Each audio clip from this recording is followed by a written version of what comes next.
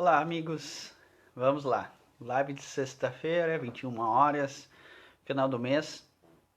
Hoje com um propósito diferente, como já tínhamos tratado lá no grupo, né? Hoje eu vim responder perguntas. Hoje o protagonista é você nessa noite, né? É aquela live que a gente aproveita para discutir aquilo que você tem dúvida nesse momento. Então, por isso que eu sempre refiro a importância de vocês deixarem seus comentários nos vídeos e nas postagens, para que hoje haja conteúdo, né? Se vocês não botarem perguntas, eu não tenho o que responder. Não tenho o que responder, não tenho o que fazer, né? Mas vamos lá. Sexta-feira, 21 horas. Hoje é dia de dúvidas. Hoje é dia de respostas. Hoje é dia de você perguntou e eu vou tentar responder. Ok? Vamos lá então. As perguntas selecionadas são aquelas que já vêm sendo colocadas tanto nos comentários como nos posts. Né? A primeira que eu vou trazer ainda é daquela primeira oportunidade um mês atrás, quando fizemos o videoteste quanto a essa proposta. Ok? E a pergunta que tem lá de trás foi da Liliane. Né? E a Liliane questiona: azar e sorte na espiritualidade. Daí ela menciona: fulano tem sorte na vida, ciclano tem azar na vida. Essa temática que ela coloca aí para eu responder, né? Sorte e azar, né? Isso é uma questão que eu digo que as pessoas utilizam para não assumir as suas responsabilidades. Né? Não existe nenhum nem outro. Ou na verdade até existe, se tu quiseres assim. A grande questão que tem que se referir aqui é que tu é responsável pela tua sorte e pelo teu azar. Tu que cria o teu azar e tua sorte. Ou seja, o que eu quero dizer com isso? Que nada mais, nada menos que o que impera aí diante dessa temática é a lei de causa e efeito. Se você, diante da sua postura, você tem uma atitude positiva, você tem uma postura de trabalhar ativo e fazer o certo, vai colher só coisas boas. Então tu vai ter, em tese, uma vida de sorte. Mas se você é uma pessoa pessimista, se você é uma pessoa negativa, se você é uma pessoa que prefere viver no mundo das desculpas, da culpa, do vitimismo, sem sombra de dúvidas você vai acarretar uma grande quantidade de questões negativas na sua vida. Provavelmente você taxa essa pessoa de azarada.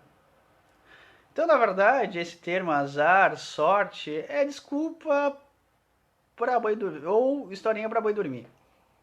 Na verdade, aquela questão que a gente fala não existe. Não existe a pessoa azarada ou a pessoa sortuda. Existe a pessoa que, diante da lei de causa e efeito, utiliza ela de forma correta ou incorreta.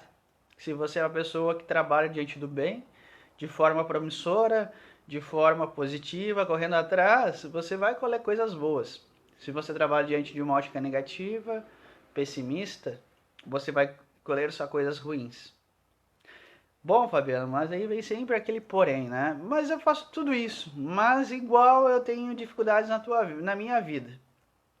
Eu refiro, novamente, lei de causa e efeito. Lei de causa e efeito, ela tem um processo, ela não é instantânea. Tu precisa ter uma atitude para que aquilo mude, para que gere um resultado. Então, muitas vezes tu já está no processo de produção, de otimismo, mas ainda tu está colhendo tudo aquilo que é em decorrência do teu passado negativo, pessimista. Então, às vezes, tu já está numa postura boa, mas está tendo coisas ditas ruins em volta de ti. E não é azar. Na verdade, isso é a colheita. Planta, no que tu planta, tu cuida, tu rega, tu espera crescer para que dê frutos.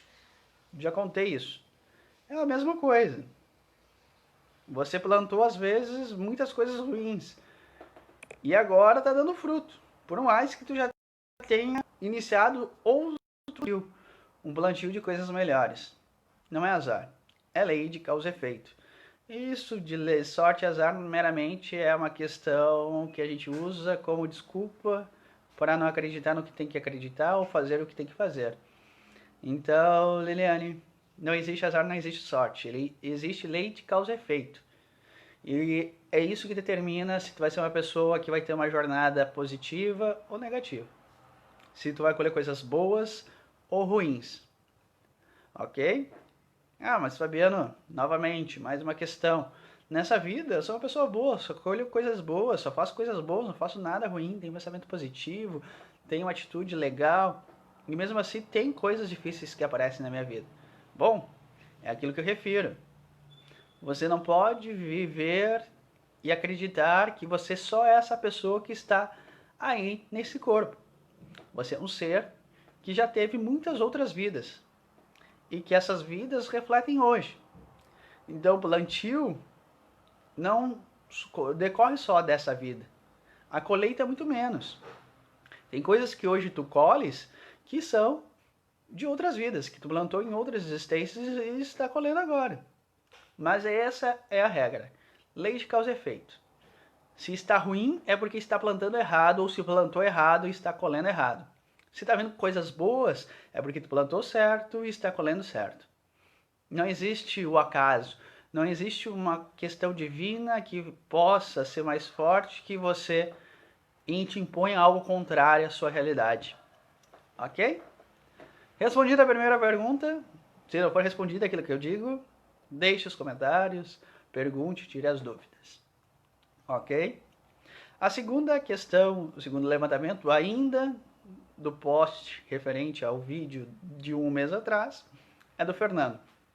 E o Fernando questiona: gostaria de saber um pouco mais sobre projeção astral. Bom, projeção astral ou desdobramento, né? O que é isso?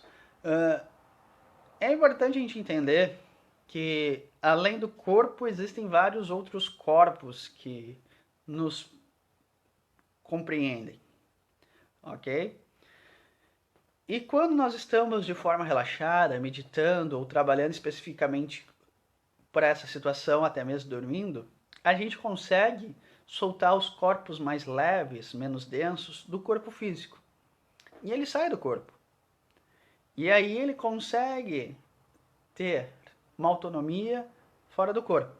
O corpo está lá vivo, o corpo continua lá respirando, tendo toda a sua questão orgânica funcionando, mas sai toda a tua parte espiritual com alguns corpos, com a tua inteligência, com a tua consciência fora desse mundo e transita no mundo espiritual, ou astral, ou energético mais sutil. E isso tu pode fazer naturalmente, conscientemente ou inconscientemente. E isso ocorre muito normalmente quando dormimos. É difícil que isso ocorra acordado, isso só com muito estímulo ou com algum tipo de técnica ou até mesmo algum processo diante de uma atividade espiritual ou algum tipo de estudo que trabalhe especificamente nisso. Mas a grande relevância que eu quero trazer para isso é realmente quando a gente dorme. E aí o que ocorre? Quando dormimos, normalmente o nosso momento de maior forma de relaxar. É geralmente o momento que estamos mais desligados das questões materiais, das partes mais racionais. E aí a gente relaxa o corpo. No que relaxa o corpo, o espírito se solta e aí ele tem uma autonomia. Ele fica vinculado pelo cordão energético ao corpo físico, mas lá ele consegue interagir e agir no mundo espiritual. E aí você tem a condição de fazer o que quiser. Se você for inconsciente, vai ficar lá dormindo junto com o corpo, só um pouco fora do corpo, um pouco mais acima dele. Mas algumas pessoas têm autonomia para fazer muita coisa, né? Principalmente muitas vezes deixa vir toda aquela questão reprimida que tu segura durante o dia e faz à noite. Então, às vezes, aqueles sonhos perturbadores que a gente tem, que são muito reais, não tem nada de ilusório. Na verdade, são reais.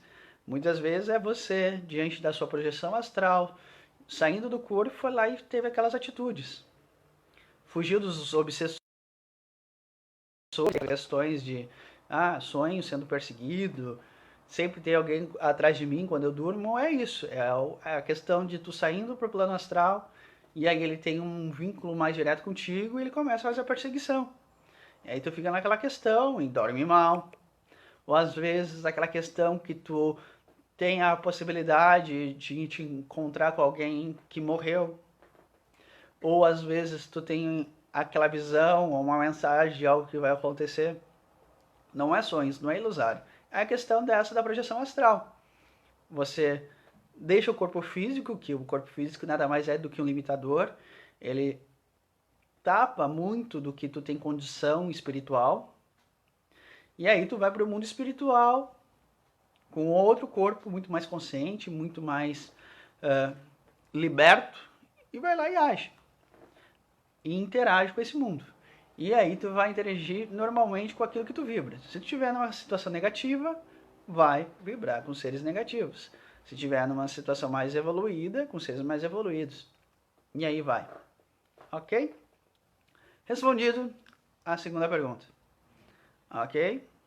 Mais dúvidas, como eu disse. Se não for satisfatório, comentários, perguntem que a gente retoma, esclarece mais. Perfeito? A terceira pergunta, o terceiro questionamento, vem da Dona Rafaela. Esse comentário foi feito no vídeo, na live, que eu falei sobre empatia. Você sabe o que é isso? Esse vídeo eu tratei sobre a questão de saber te colocar no lugar do outro, de respeitar o outro como ele é. E lá, nos comentários, ela me questiona. Como saber o que é personagem? Bom, lembrando, o que é personagem? Ela está falando sobre a persona. Como eu já referi em várias lives, e quem não ouviu, pergunte aí, que eu indico quais foram. Personagem é a famosa persona.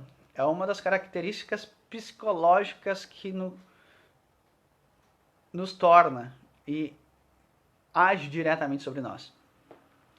É como diz, é personagem. Nós, no dia a dia, diante das nossas realidades, nós dificilmente somos autênticos. Nós dificilmente somos nós mesmos. E criamos personagens. E ela quer saber como identificar o personagem. Bom, isso é difícil, é complicado.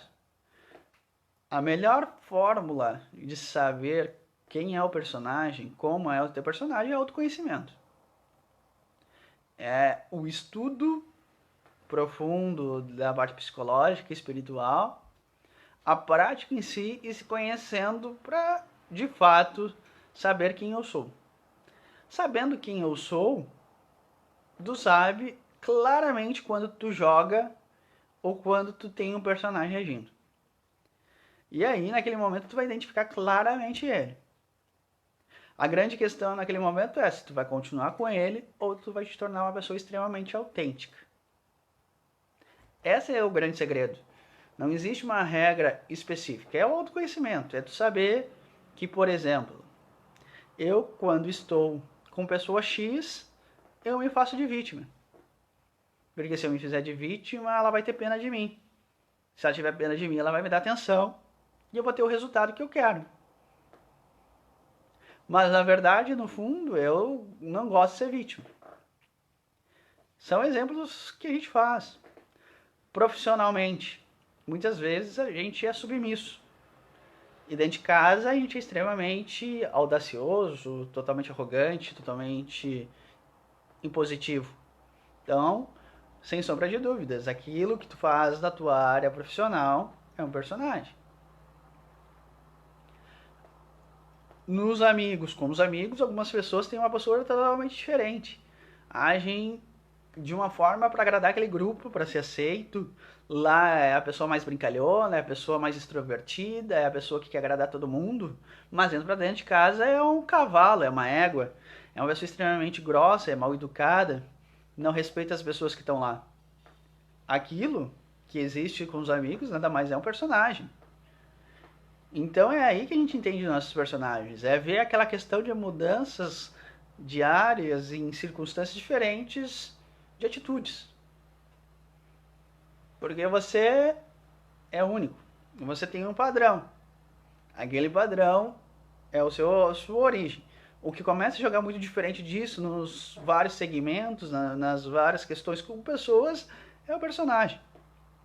Então a forma de identificar o personagem é assim, é autoconhecendo, é sabendo de fato quem eu sou. Se eu for ver lá no fundo, qual é a minha essência? A minha essência é o quê? É uma pessoa com medo? É uma pessoa revoltada? É uma pessoa feliz? É uma pessoa triste? É uma pessoa rebelde? E aí, diante disso, tu começa a te conhecer. E o que é diferente disso é personagem. É tu jogando diante das questões da forma que te agrada. Né? O clássico personagem é aquele que eu sempre refiro, é o religioso, né? Aquele que vai para uma instituição religiosa, seja qual seja o teu credo, chega lá dentro e faz aquela questão básica: eu sou santo, eu sou bom, eu ajudo todo mundo, eu sou uma pessoa legal, tudo é amor, tudo é lindo, todo mundo é irmão, abraça, beija. Né? É o personagem religioso, é o personagem da instituição, né? Ou aquele é a pessoa que no ambiente de amigos é o amigão, né? Sempre rindo, sempre fazendo piada, sempre fazendo tudo para todo mundo, sempre ajudando, né? Esse aí também é outro que vive no personagem, porque sem sombra de dúvidas entra no íntimo dele, ele não agrada nem a ele. Entra na realidade pessoal das quatro paredes, ele é infeliz com ele. Entra na questão mente dentro de casa, se é contrariado, já solta as patas. É personagem. Então é assim que a gente vai entendendo essas questões de personagem. Assim que a gente identifica. Com autoconhecimento, estudo e avaliação no dia a dia. É aquilo que eu refiro. Final do dia, avalie teu dia e vê as tuas atitudes. Quanto eu fui autêntico. Quanto isso eu fiz porque eu quero. Quantas coisas eu não fiz apenas para agradar ou para ser beneficiado. É assim que a gente compreende o personagem. É assim que a gente entende quem é esse personagem. Porque se não for assim, não vai chegar a lugar nenhum. Porque personagem é algo natural da gente. Nós mais hoje atuamos do que somos originais. Não deixamos externar o que somos. Não deixamos vir à tona o que de fato a gente é. Porque não temos medo de mostrar nossos lados ruins, que a gente considera, nossas fraquezas, né? Principalmente diante do personagem, sempre tem um interesse absurdo em agradar o outro, e principalmente focado na opinião do outro. Então, uma coisa que é fato, se tu quer identificar o personagem, é tu refletir quanto a opinião do outro é importante para ti, quanto o outro é relevante para ti. Porque no momento que tu coloca o outro acima de ti e tu endeusa o outro, tu trabalha diante de um processo de agradá-lo, então tu deixa de ser original, te molda para ser como eles querem, como ele quer. Então por isso só é uma encenação. Então se eu for refletir, são várias questões. Mas a primeira, se tu quer entender quanto é o teu nível de personagens, ou quantos personagens tu tem, é foca nisso. Primeira reflexão que tu faz: quanto o outro é importante para mim? Que nível o outro está para mim? Está nos meus olhos? Está abaixo de mim? Ou está acima de mim? No momento que você põe abaixo ou acima, você está agindo de forma não natural. Porque se você precisa rebaixar o outro e acha o outro pior que você, é porque você trabalha diante de arrogância. E diante da arrogância você cria algo superior que na verdade não é. Porque na verdade você faz isso porque você acha tão porcaria como o outro. Mas você, diante da sua falta de boa vontade de fazer do que tem que fazer para si, você, em vez de crescer, você prefere diminuir o outro, né? Isso é uma questão que eu considero assim, que é uma das piores questões que o ser humano faz. Ele é tão preguiçoso que, em vez de ele trabalhar para crescer, ele trabalha para diminuir o outro. Então, meu amigo, esse é personagem. Porque você vem com aquela soberba dizendo: eu sou melhor que o outro é abaixo de mim, o outro é um farsante, isso, aquilo, aquele outro. Todo aquele vocabulário de críticas, diminuindo o outro. Isso demonstra basicamente que você não tem confiança em você.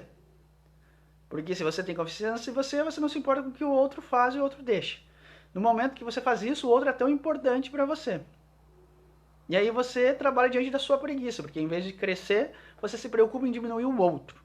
Então vive em ilusão, vive no personagem. Mas também, se você trabalha diante daquela ótica que endeusa todo mundo, você vai ter que deixar de ser alguém. Porque você é muito pequeno para estar com aquele. Então você vai ter que fingir algo que não é. Então também vem o personagem. Então hoje, se eu tiver que dar a regra máxima para o início, já que é muito complexo analisar isso, analisa como tu te coloca perante o outro.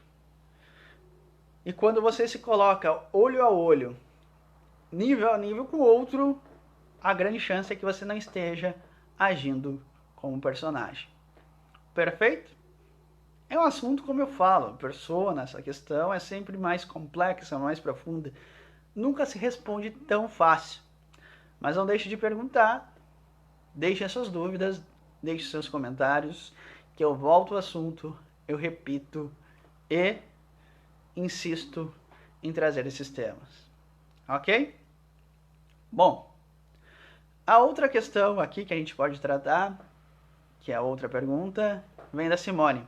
Simone veio 2 vezes em uma pergunta mais antiga e hoje ela reforçou a pergunta dela, né? Uma das perguntas dela. E no primeiro momento ela botou assim: Oi, recebi algumas mensagens, achei no início que eram fakes, ou seja, fake news, né?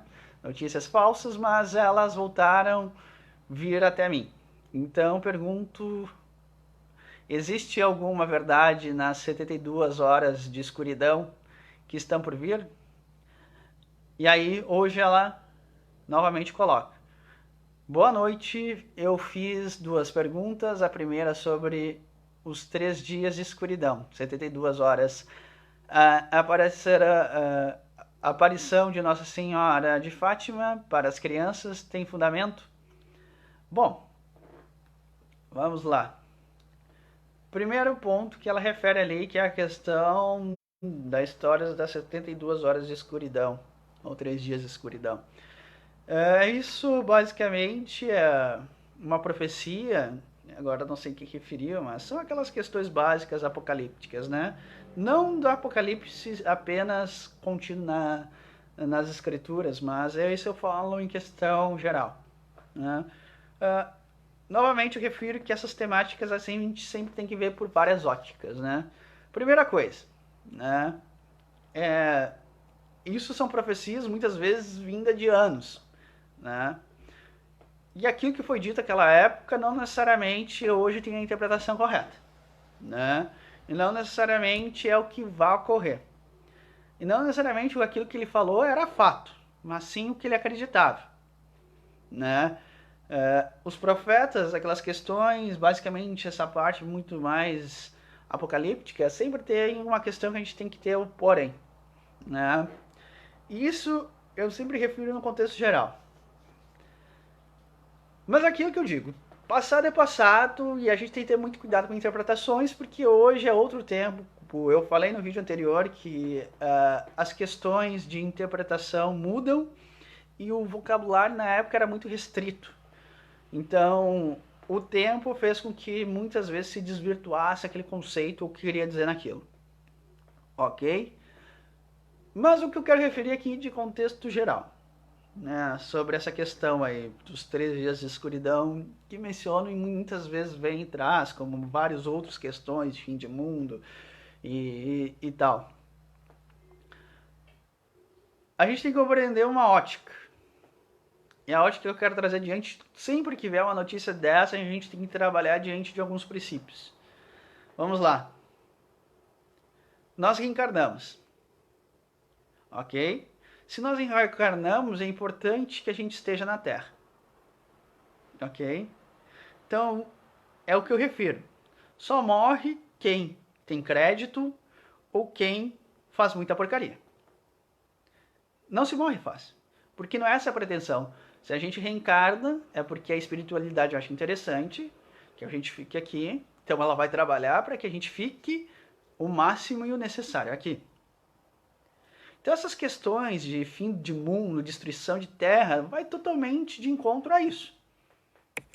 Né? Se o objetivo é a gente ficar na Terra, por que vai destruir a Terra? Por que vai morrer todo mundo? É ilógico.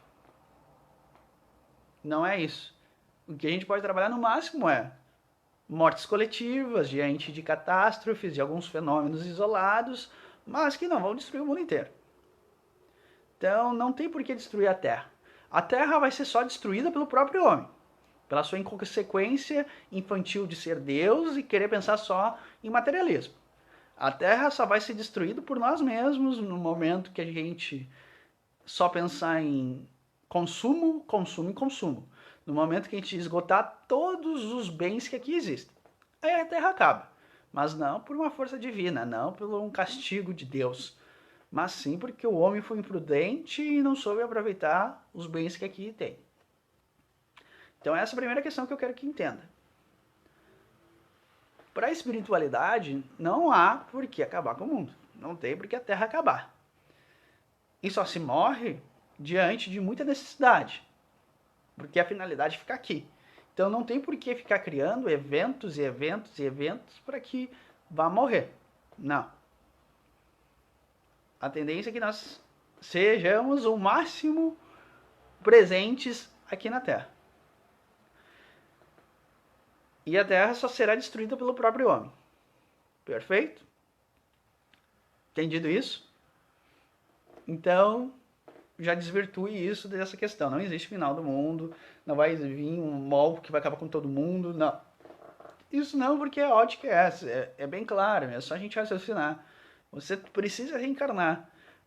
Esse momento é extremamente importante, tanto que nós falamos, né? Pena de morte, aborto, essas coisas. A eutanásia é algo absurdo, porque para a espiritualidade, qualquer minuto aqui na Terra é extremamente importante para uma mudança. Então não vão ser eles que vão ficar criando situações para que o mundo acabe. O mundo se acaba pelas mãos do homem. Ok? Ponto 2 que tem que se refletir. Nessas questões de catástrofe, dessas questões que eu falei, trabalha diante de um Deus ruim, punitivo, vingativo e justiceiro. Esse Deus tem que ser modificado. Esse Deus não existe. O Deus que a gente trabalha, o Deus de verdade, ele é amor. E amor é compaixão, é compreensão, é paz, é fraternidade e caridade. Então não existe um Deus que vai gerar uma situação de caos, de castigo para os seus filhos.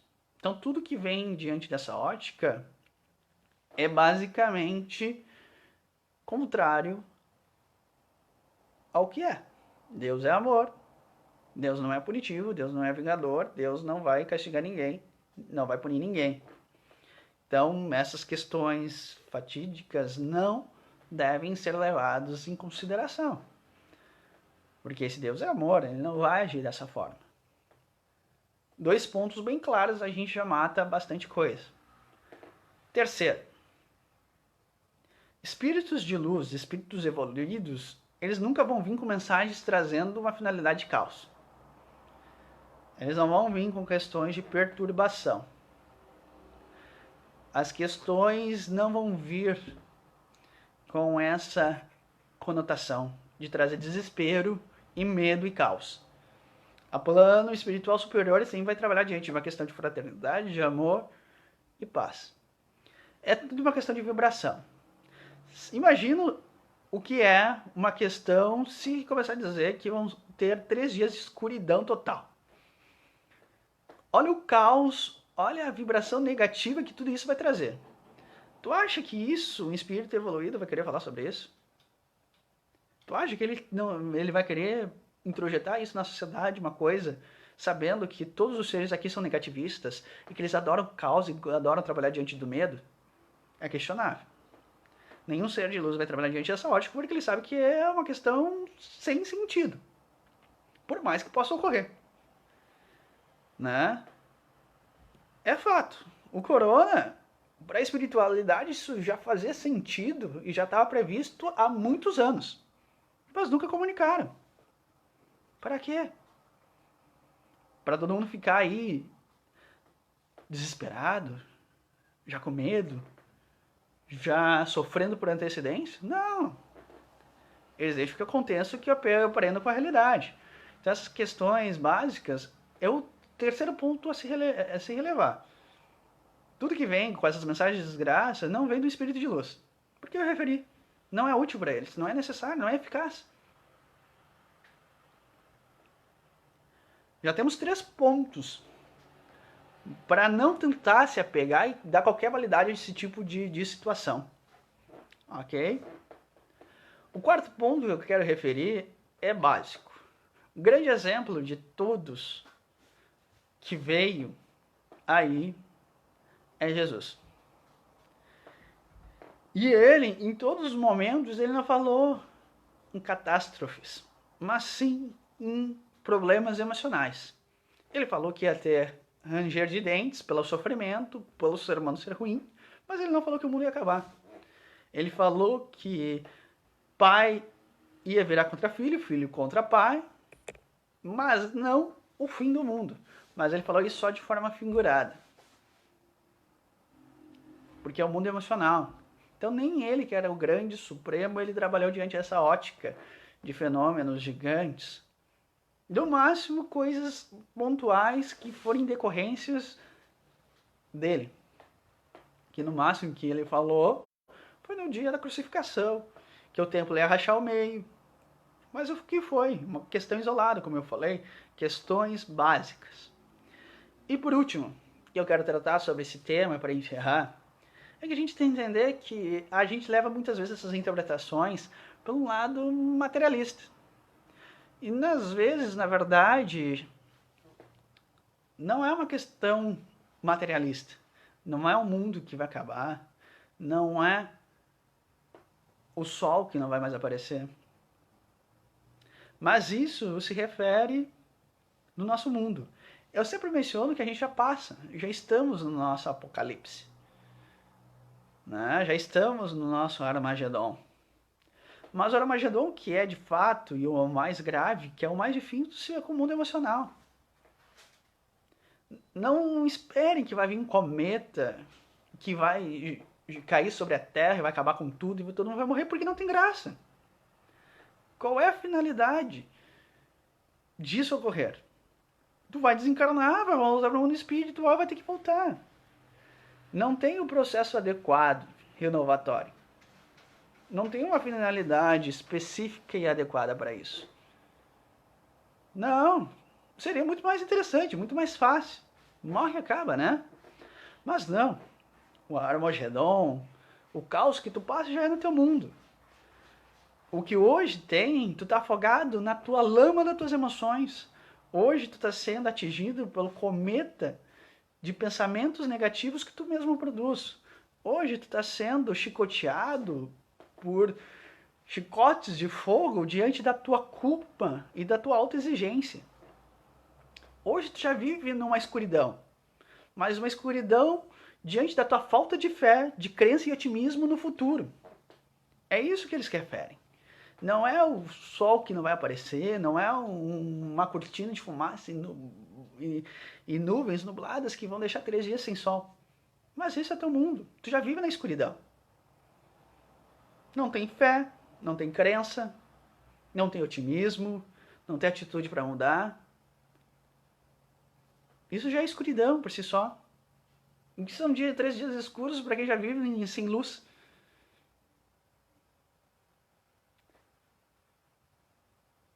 O Armagedon já acontece no teu mundo emocional. Diante que uma hora é uma questão emocional acontecendo, aqui é um conflito de lá, é um conflito de daqui. Já é. Hoje, os maremotos já te sufocam, tu engole água todo dia diante de tu não te respeitar, de tu não te ouvir, de não dar vazão para os teus sentimentos. Então tu já sobe teu Armagedon. O apocalipse já está acontecendo aí. Transição, todo mundo louco.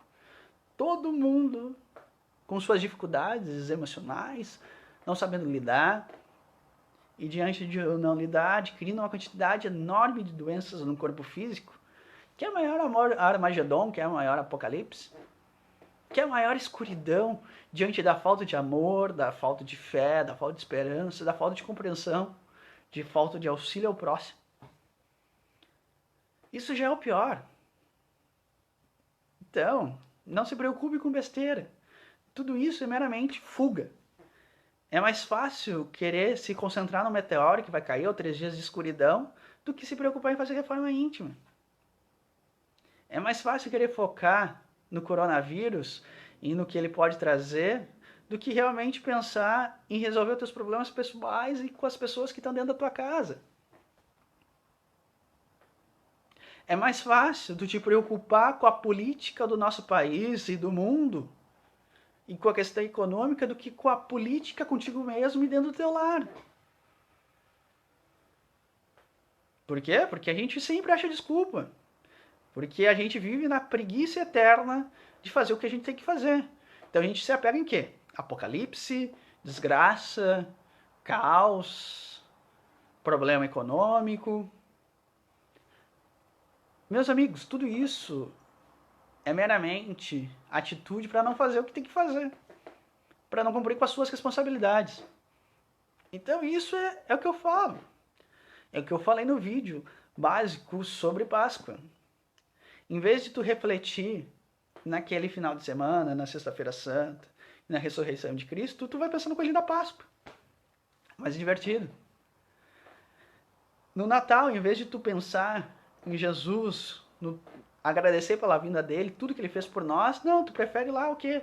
Fazer uma ceia gorda, comer que nem um animal e comprar presente, ganhar presente. É a mesma coisa. É basicamente o ser humano vivendo de desculpismo. É basicamente a gente fugindo das responsabilidades. Ou como, respondendo novamente a pergunta da Rafaela, trabalhando diante de personagens em vez de trabalhar a autenticidade. Então, não se apegue com essas questões, não se preocupe com essas questões apocalípticas de fim do mundo, do Armagedon. Não, meus amigos, isso não vai acontecer. A Terra não vai acabar e se acabar aquilo que eu refiro, por culpa nossa. Porque a gente esgotou os bens, porque a gente destruiu a Terra, porque a gente não foi respeitoso com ela. Mas não vai ser o plano espiritual que vai destruir ela. E se tiver que acontecer questões climáticas, questões específicas, vai ser diante de um momento provacional. Vai ser específico com certa duração. Mas o sol não vai apagar ainda. A gente não vai ficar num escuro eterno. Não vai vir um meteoro e acabar com tudo. Não vai vir o capeta do inferno para jogar todo mundo. Não. Isso não vai ocorrer. Podem ter certeza. A gente tem muito o que fazer. E o grande problema é o mundo emocional. Esse é o grande porém. É esse que é o grande problema. Então o resto não é problema. O resto é fuga. É pretexto para não fazer o que tem que fazer. E finalizando ali na pergunta dela, que ela fala ali a questão ali da Nossa Senhora de Fátima para as 3 crianças, essas questões que aconteciam antigamente é o que ocorre hoje. Na verdade, são espíritos de luz que aparecem e conversam com as crianças, com as pessoas, e ali elas deixam algumas mensagens. E novamente eu digo, diante daquelas mensagens, às vezes o que há, uma má interpretação. E muitas vezes uma interpretação até maldosa, como hoje se chama, basicamente, fake news. Na verdade, a história, por si só, ela não é história. Porque a história não é original, porque é contado pelo ponto de vista, pelos olhos de uma pessoa, que tem uma tendência. Então a gente tem que entender que nem sempre tudo que se diz é a verdade absoluta. Ou, na verdade, o que eu quero referir é que não existe uma verdade extremamente absoluta. Porque eu conto o fato diante do meu ponto de vista, da minha história, do meu conhecimento, do que eu acredito. E muitas vezes ainda eu ponho aquela forma de convencimento e aquilo que me agrada, né? É isso que hoje que eu sempre refiro que o ser humano tem. Ele lê uma frase e adapta conforme a sua conveniência. Né? Ela não trabalha. Ninguém hoje em dia, e muito vem da história, ninguém trabalha com a verdade. Todo mundo trabalha diante do interesse e da conveniência. Bom, eu vou colocar esse assunto, eu vou interpretar esse assunto da forma que me agrada. Ou vou tratar ele da forma que me desagrada, sem olhar os dois pontos de vista, sem fazer uma análise profunda. Simplesmente vai lá, né? Isso é normal. E isso vem de uma questão da história. Então é por isso que a gente tem que ter cuidado com essas informações e é aquilo que eu digo, sempre critério, né? Avaliar o bom senso do que está sendo colocado e de forma ampla, honesta, sem deixar se levar pelas paixões e pelas questões pessoais. Ok? A segunda pergunta que ela fala, a Simone, primeiramente ela só botou um título lá, sobre notícias sobre o fim da pandemia. E aí hoje ela reforçou a colocação dela. A outra foi, que ela referiu a outra pergunta, o fim da pandemia, algumas postagens dizem que irá durar 2 anos e fará 2 bilhões de mortos. Tem fundamento? Bom, novamente eu digo, né? As perguntas só para me ferrar essas, né? Eu não sou vidente. Se fosse também, não seria aqui eu que daria o número da Mega Sena, né? Até porque quem trabalha com exatidão trabalha na ignorância. Quem trabalha diante do mundo espiritual trabalha diante da relatividade. Como eu falei, não existe verdade absoluta. Qualquer coisa que eu for dizer aqui diante dessa questão pode ser uma verdade para agora, mas uma ilusão para o futuro. Não existe uma informação disso. A gente tem que parar de querer trabalhar com aquela questão da mística dos gurus, né? Aquelas pessoas que vêm com fórmulas prontas, aquelas pessoas que vêm com sentenças ou com visões absurdas do futuro, meus amigos, eles vivem diante da sua vaidade e do seu ego. Se eu for aqui dizer que, ó, o Covid vai durar, tal dia acaba. E vai ser isso e vai morrer tantos. Cara, isso aí é ilusão. Porque, primeiro, quem determina isso é a espiritualidade. Segundo, isso vai decorrer diante do bom senso do ser humano. Porque existem bilhões de pessoas na Terra. E esse momento que passamos tem uma finalidade. É aquilo que eu digo, que eu já venho referindo nos vídeos. Toda a pandemia, todo esse fator que tem de caos no mundo tem um final corretivo, não punitivo. Então, enquanto não haver a devida correção, se perdura. Então eu não posso dar uma data, um prazo e quando vão morrer, porque isso depende da individualidade de cada um. Então, se eu for dar uma data de quantos vão morrer, quando vai acabar, vou estar falando por bilhões de pessoas que habitam a Terra. Então é absurdo querer falar sobre isso ou qualquer pessoa que defina isso. Não tem como crer nisso. É relativo. Como eu falo, toda medida que vem diante disso tem um valor educacional. Enquanto o ser humano não entender, que eu refiro, ela perdura. O que eu posso referir de tudo isso, na verdade, se eu for falar especificamente de Covid, é que ela tem uma finalidade. E quase ninguém entendeu qual é a finalidade desse momento. Diante de quase ninguém ter entendido isso, sem sombra de dúvidas, não vai ser da noite para o dia que isso vai acabar. Porque o efeito educacional não foi cumprido. O que vai ocorrer é um ponto daqui a pouco, a espiritualidade vai fazer a somatória. Bom, saímos da condição de fato educacional e vamos entrar no fator prejudicial. Então, vamos fazer com que o processo diminua. Mas sem sombra de dúvidas diminui, mas isso não quer dizer que acabe. Isso, sem sombra de dúvidas, vai trazer um resultado pior. Porque se a gente não compreendeu o recado desse fator educativo, daqui a um tempo, sem sombra de dúvidas, vai vir outra metodologia educativa muito mais severa e muito mais eficaz. Por quê? Porque eu já refiro, estamos num período de transição planetária. Ápice da Terra saindo de provas e expiações indo para a regeneração. A Terra tem que virar regeneração. Se não se entender isso, se não começar a compreender isso e ter uma atitude para poder estar nesse segmento, vai ser assim, vai ser aprovação em cima de aprovação. Vai ser doença em cima de doença, vai ser até o ponto que é o que eu acredito, né? Até o momento que vai pegar, como eu refiro, no material de todo mundo, né? Porque é aqui que eu digo, o problema do ser humano é o bolso sempre, né? Porque essa questão de pandemia, basicamente, é aquilo, né? Tem muita gente que foi afetada, mas tem muita gente que não foi afetada. Continua nas suas casas, simplesmente sendo tolhido de ter prazer, mas não está passando necessidade. E tá nem aí para quem de fato está passando necessidade. Então uma hora vai ter que cair dessas pessoas, de fato, a realidade. E aí aqueles que passam fome vão passar muito mais para que esses que estão bem aprendam o resultado. E o que eu falo isso não tem nenhuma questão de guruzice, muito menos de querer fazer previsão. É lógica. Que a gente tem que trabalhar diante de lógica. O que eu estou trabalhando com vocês aqui é o que vai ocorrer. Se a gente não entender qual é a finalidade de a gente estar diante de uma pandemia, diante qual é a finalidade desse vírus, e a gente não corrigir aquilo que ele veio trazer, ele vai perdurar. Até o momento que não seja mais eficiente. Mas isso não quer dizer que é o fim. Porque se a gente não mudou, e a gente não mudar com isso, sem sombra de dúvidas, daqui a um tempo vai vir algo pior.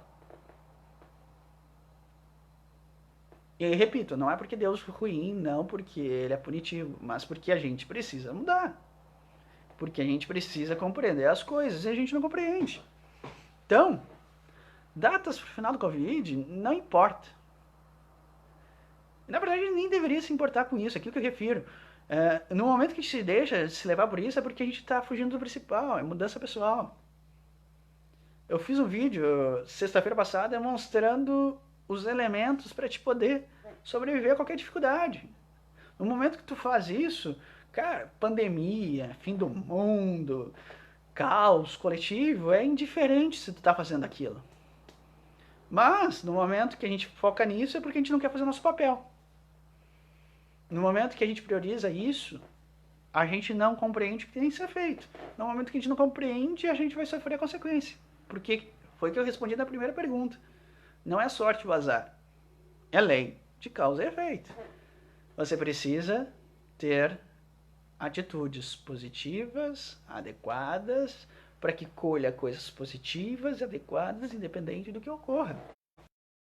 Então, quanto tempo vai ter ainda de Covid? Ninguém pode afirmar. Porque isso depende de cada um. Enquanto tiver meios de aprendizado, vai continuar.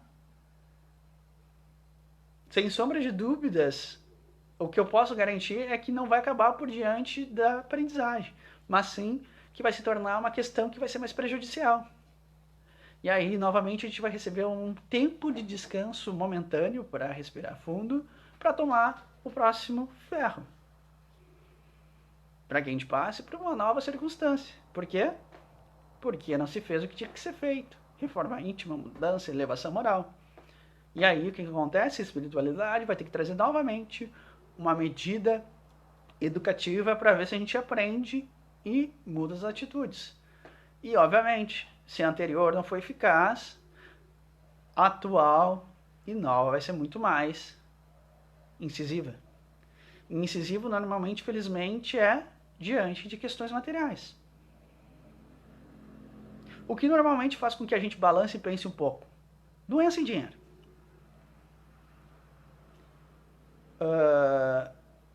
Eu acho muito interessante que hoje eu escuto um discurso que tem muita gente que se diz que se preocupa com a vida. Mas aí eu pergunto para essas pessoas se antes do Covid se preocupava com a quantidade de pessoas que morrem de fome.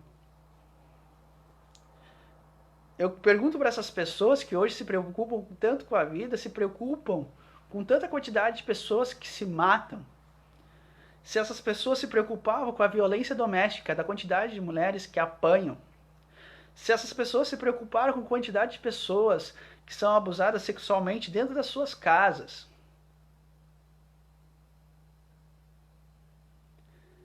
Não, meus amigos. Não estavam nem aí. Porque os números não mudaram. Ainda morre uma pessoa a cada segundo por fome.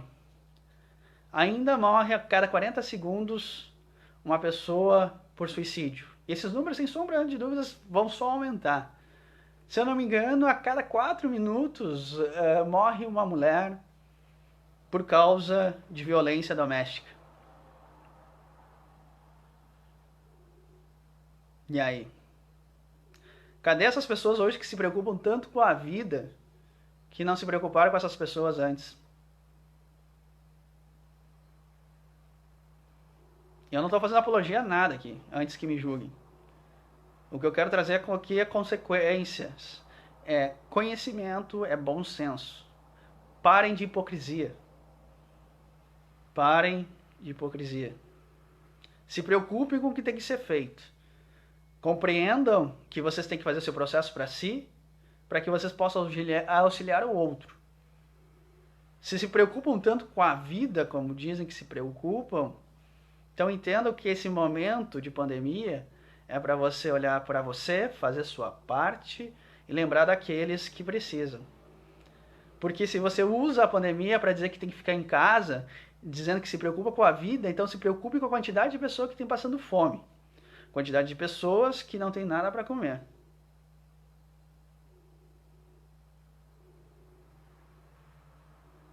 É a realidade. Aqui eu não quero fazer apologia a nada, só quero que todo mundo tenha bom senso. Vamos ser honestos diante das questões. Vamos compreender o que é o significado.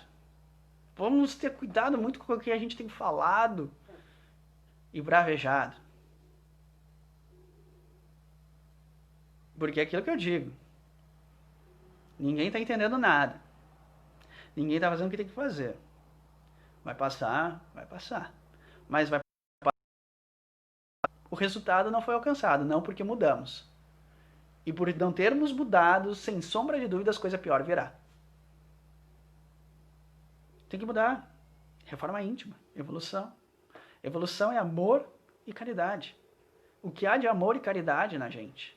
O que há de fato de atitude positiva e evoluída na gente?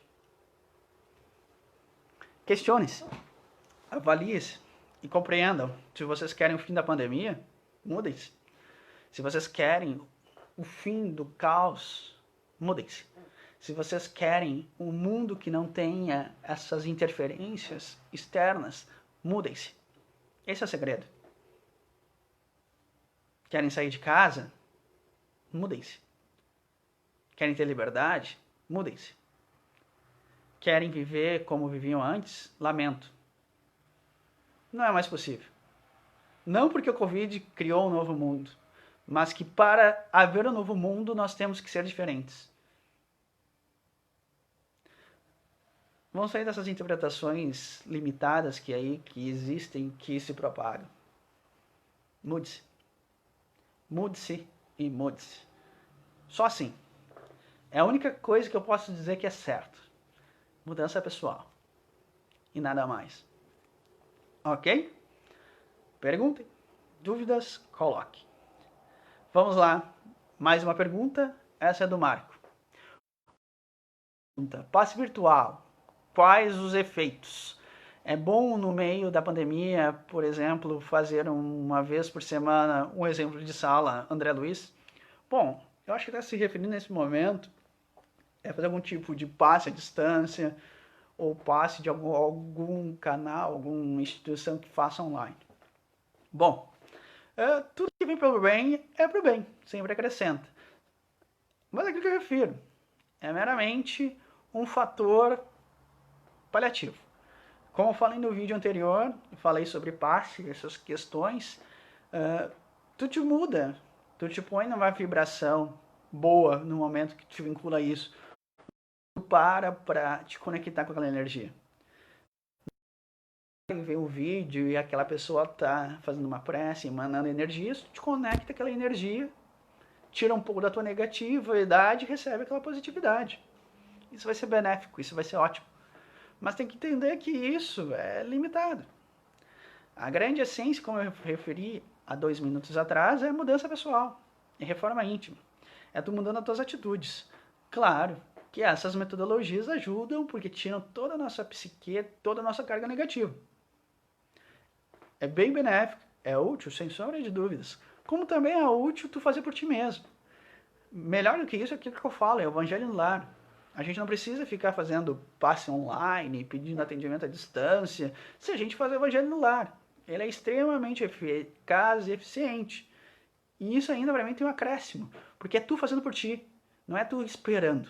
Não é tu esperando fazerem para ti. Não é tu naquele processo básico de sempre buscando, não querendo fazer.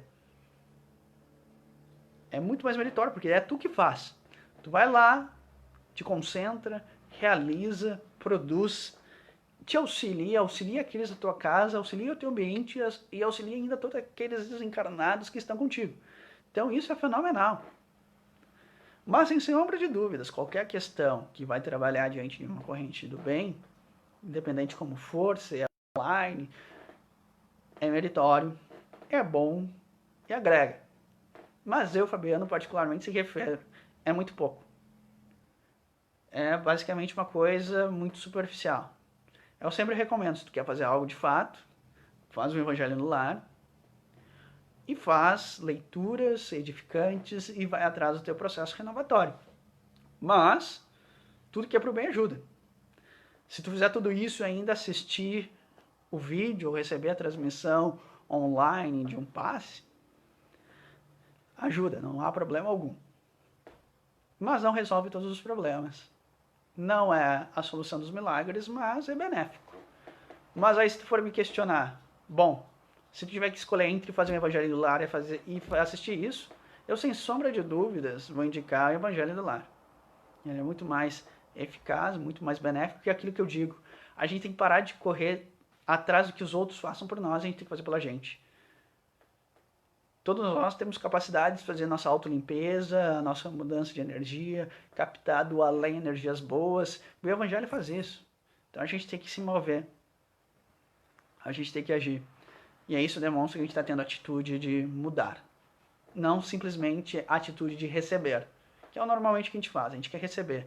A gente vai no centro espírita, a gente quer receber o passe, a gente quer receber energia, mas não quer fazer. A gente vai na para se liberar dos pecados, mas a gente não quer mudar. A gente quer tomar aquilo para se limpar.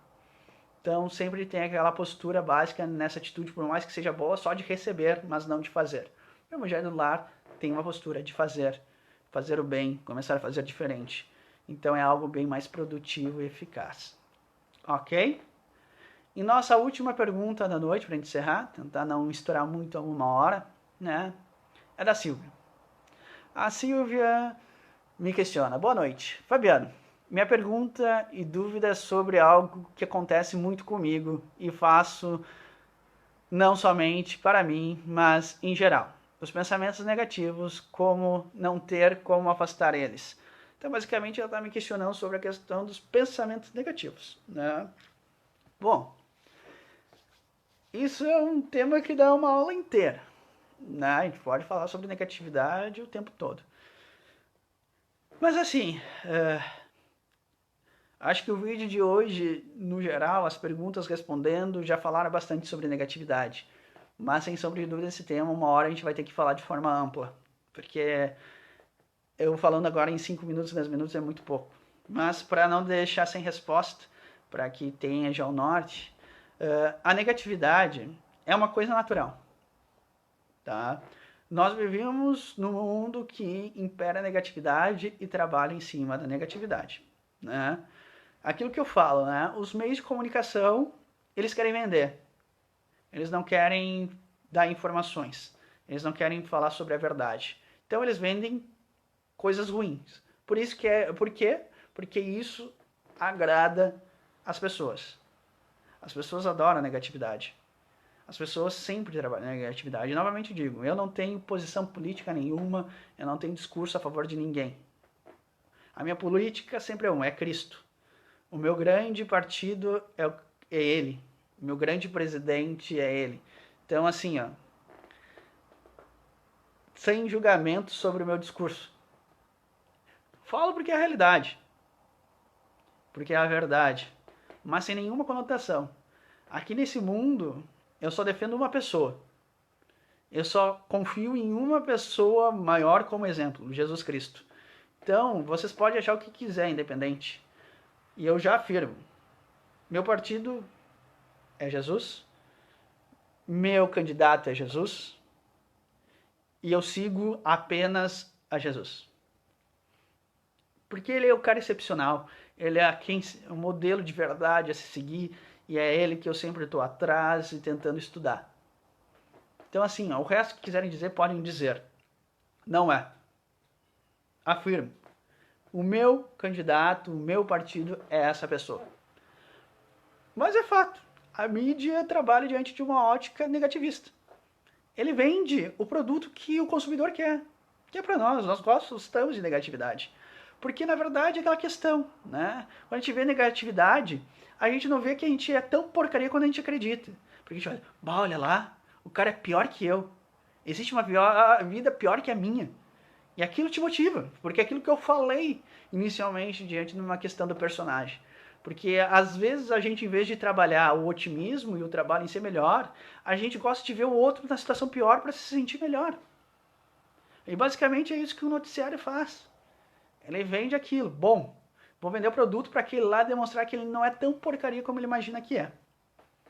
E aí nós ficamos nesse estímulo, porque é natural. Porque falta na gente a confiança em si e a condição de entender. Eu sou bom e vou fazer diferente. Não. A gente vive num mundo desse. Eu prefiro ir atrás da negatividade, porque eu sou ruim. Então vou ficar com aqueles meus amigos que são ruins. E diante daquela porcaria ruim, eu vou encontrar alguém mais ruim do que eu para eu ser melhor daquele ruim. Essa é a nossa lógica. É por isso que vivemos diante de uma negatividade e por isso que a negatividade impera, né? Tu entende essa ótica, tu começa a compreender por que estamos. Porque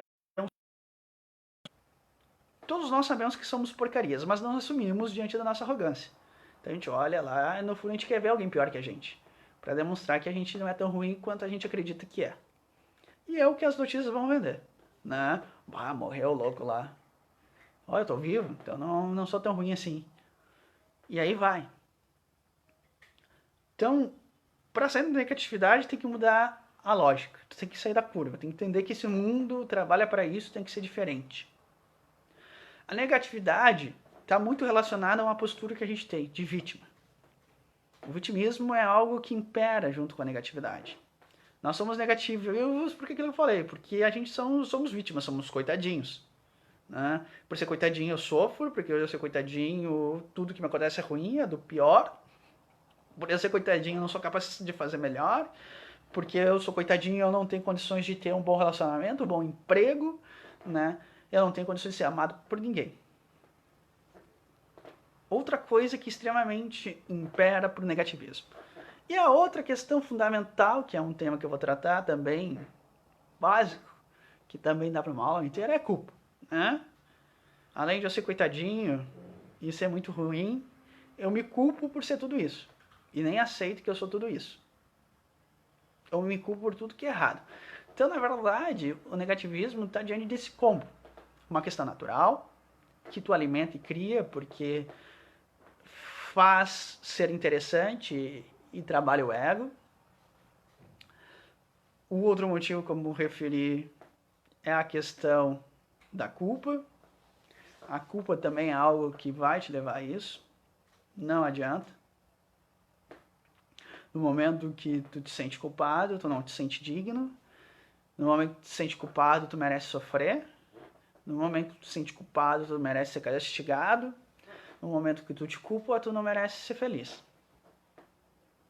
E como eu referi o vitimismo, eu sou coitadinho. Então eu não sou bom pra nada, eu sou ruim pra tudo, eu não sou capaz, e diante disso, tudo de ruim vai me acontecer. Se eu for hoje resumir pra ti, os 3 problemas são esses. É por isso que somos tão negativos, porque alimentamos a negatividade por falta de condição de querer fazer diferente, e porque a gente gosta de ver negativo para que a gente acha algo pior que a gente se console com aquilo, porque nós nos sentimos coitadinhos, vitiminhas do mundo, né? Além disso, como eu referi ainda, trabalhamos diante da culpa, que traz mais um mundo negativo, e ainda a gente trabalha em torno de 4 elementos, né? Que eu sempre digo, que é o maldito karma, né? Bom, eu vim para sofrer, é o meu karma. Meu karma é sofrer e sofrer e sofrer, né? É tudo karma. Esquece a primeira questão que eu referi aqui, lei de causa e efeito, né?